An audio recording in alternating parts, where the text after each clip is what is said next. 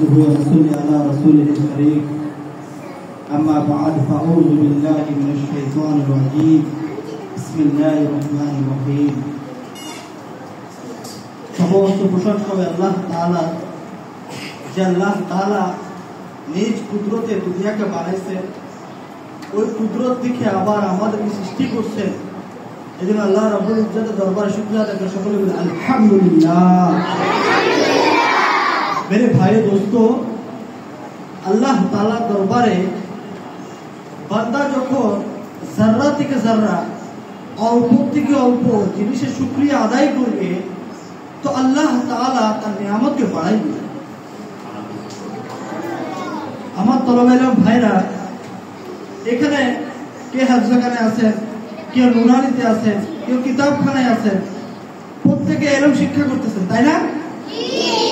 তো আল্লাহ তাআলার একটা নেক নজর তলবে এলমের উপর, একটা খাস নেক নজর।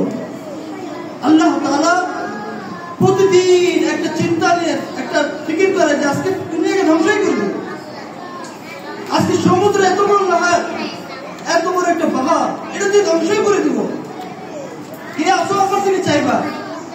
তবে তাহাজ্জুদ ওয়াক্তের মধ্যে যখন কোরআনে হাফেজগুলো যখন উঠিয়া আল্লাহ তাআলা কিতাব পড়ে তো আল্লাহ তাআলা রাগ শান্ত হয়ে যায়। তো আল্লাহ তাআলা ওই রহমতের মধ্যে থেকে কিছু পাহাড়কে দিয়ে দেয়, কিছু সমুদ্রের মধ্যে দিয়ে দেয়, আর একটা অংশ তলবে এলমকে দিয়ে দেয়। যার কারণে দেখবেন দুনিয়ার মধ্যে সবচাইতে শক্তিশালী হচ্ছে ব্রেন। আমি লিখে দিতে পারবো পৃথিবীর কোনো কিতাব নাই মানুষ মুখস্থ করতে পারে, আজকে মুখস্থ করলো কালকে পরশু ভুলে যাবে, কিন্তু আল্লাহ তাআলা কিতাব কোরআনে কারীম যে ব্যক্তি হিফজ করলো এবং এটাকে মনে রাখলো, এটার উপরে আমল করলো, আল্লাহ তাআলা কাল কিয়ামত পর্যন্ত তাকে মুখস্থ রাখবে। কিয়ামতের দিন বলবে এ কোরআনে হাফেজগুলো উঠো, উঠবে বলে এবার পড়ো বিসমিল্লাহির রহমানির রহিম, এবার সূরা ফাতিহা পড়বে। এরকম করে করে আমাদের উলামায়ে ইকরাম মুফতিয়ানে ইকরামরা বলে 6666টা আয়াত রয়েছে, যে যতগুলো আয়াত করবে আল্লাহ তাআলা তার জন্য একটা মাকাম দেবে। এই মাকামগুলো কারা পাবে জানেন? এই মাকামগুলো তারাই পাবে যারা নাকি কোরআনের উপরে ইলম অর্জন করছে, কোরআনের উপরে আমল করছে। আল্লাহ তাআলা কাল কিয়ামতের মধ্যে তাদের জবানকে চালু করে দিবে। ফেসবুক খেলার মধ্যে জীবন পড়ে না, এই যে ইবনে মাসউদের মধ্যে জীবন পড়তেছে, রাত্রে পড়তেছে, দিনে পড়তেছে, বিকালে পড়তেছে, ওয়াল্লাইলি ওয়ান নাহারা, সকাল এবং রাত্রে পড়তেছে। আল্লাহ তাআলা বলছে ও বান্দা তুমি আমার কোরআন পড়তেছো, আমি কি তার বদলা দিব না? দুনিয়াতে দিব না, দুনিয়াতে ইজ্জত দিব, কিন্তু আখিরাতের মধ্যে তোমার জন্য একটা বড় মাকাম। এই মাকাম লাগবে কি লাগবে না ভাই? এই মাকাম লাগবে আছে। একটা বাড়ি পাইতে হলে কত কষ্ট করতে হয় না?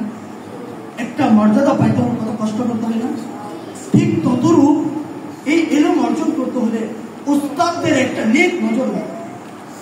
খোদার কসম করতেছি, আমি সারা বাংলাদেশের প্রত্যেকটা মাদ্রাসা করেছি, কিন্তু এখন আস্তে আস্তে উস্তাদ আর ছাত্রের মধ্যে যে একটা নেক সম্বন্ধ, সুন্নতের সম্বন্ধ, সুন্নতের তাহকিক, সুন্নতের ওয়াজিয়াত, এটা সবগুলো উঠে যাচ্ছে।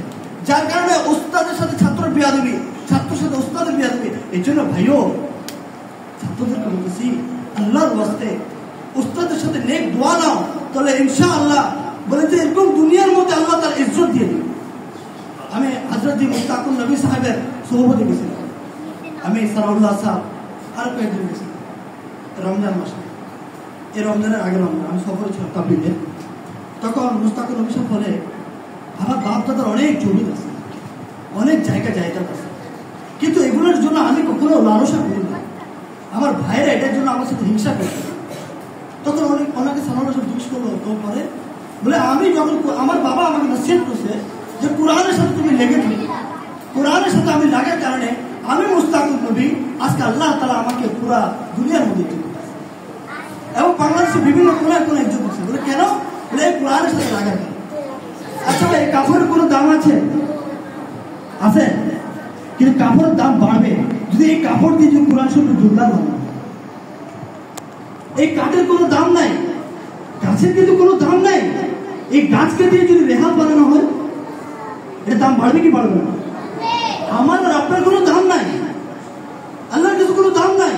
কিন্তু আল্লাহ তাআলা দ্বীনের সাথে, আল্লাহ তাআলা কোরআনের সাথে, আল্লাহ তাআলার হুকুমের সাথে কেউ যদি লেগে যায়, আল্লাহ তাআলা তার বন্ধু হয়ে যায়।